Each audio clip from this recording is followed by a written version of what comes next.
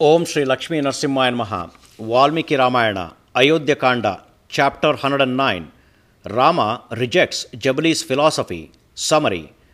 Rama refutes the ascetic arguments of Jabali and enunciates the importance of truthfulness. He states that truth is God and all virtues follow truthfulness. Rama further adds that there is nothing higher than truth. He announces that he wants to fulfill the command of his father, who was a devotee of truth, and stay back in the forest. Jabali replies that just for the sake of convincing Rama to return to Ayodhya, he has spoken the words of a non-believer. Chapter 109 in detail. After hearing Jabali's words, Rama, the best among virtuous and upright men, spoke with a great devotion and with an undisturbed mind of his own as follows: That which in your desire to please me ye have counselled is impossible, though it appears to be possible. It is like a forbidden fruit and food appearing to be an agreeable one. He who is unruly, fully invested with ill conduct, having a bad reputation, and seeing differences in everything, does not gain respect from honest men. One's conduct itself explains whether one being belongs to a good family or a bad family, valiant or an arrogant, and caste or uncaste. What sensible man, able to discern what is just and what is unjust in this world, would respect me if I am ignoble, resembling as noble, bereft of honesty, impure, having no good qualities, but appearing like the one having good qualities, ill-behaved, but appearing as well-behaved, abandoning righteousness and getting hold of unrighteousness in the guise of pity, creating confusion in the world and disregarding rules of conduct. If I behave in this manner faithlessly, to whom can I advise a prescribed conduct? How would I attain heaven? This entire world would follow its own whims, for whatever the conduct of the kings may be, and such will be the conduct of their subjects. The eternal royal governance is indeed an assembly of truth and not cruel. Hence, the kingship has the truth as its essence. The world is established in truth. Even sages and divine beings have respected truthfulness alone. The one who speaks truth obtained the highest position in this world.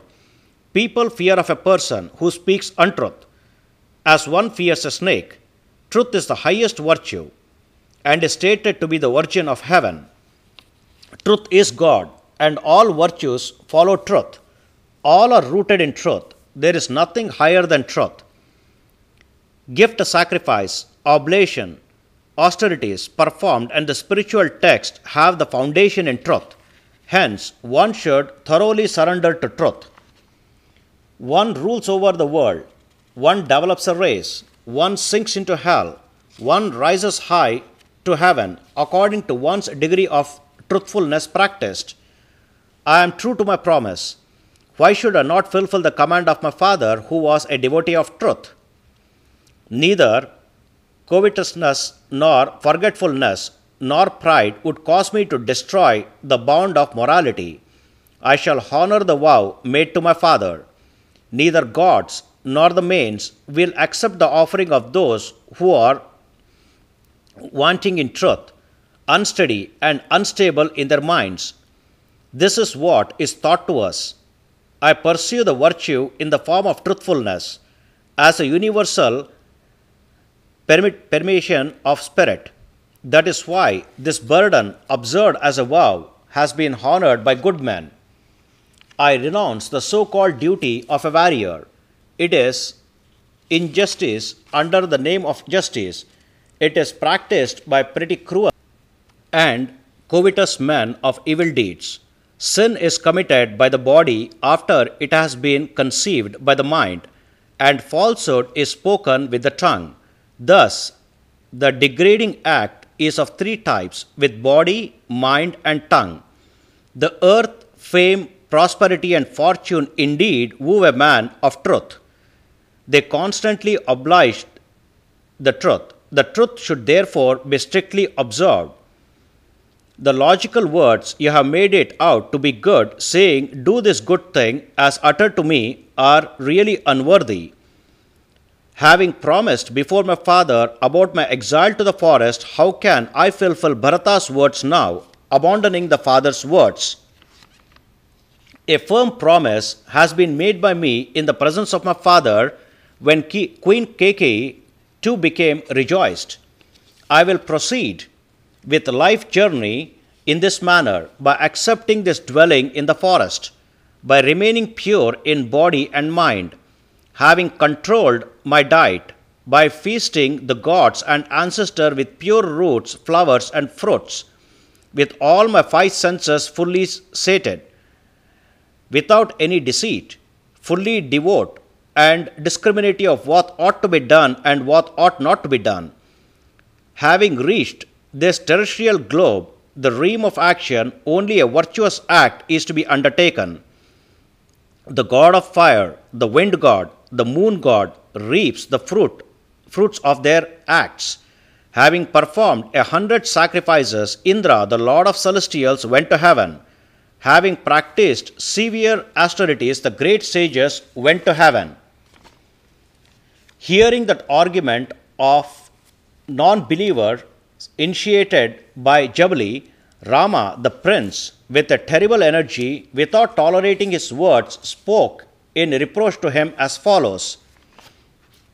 The virtuous say that truth, pity, valor, compassion for all beings, polite speech, and worship of Brahmanas, gods, and unexpected guests are the paths to heaven.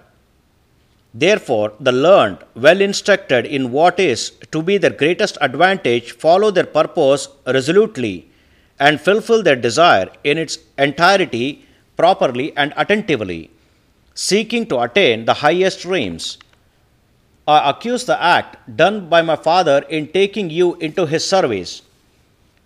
Without your misleading intelligence, a firm non-believer fallen from the true path.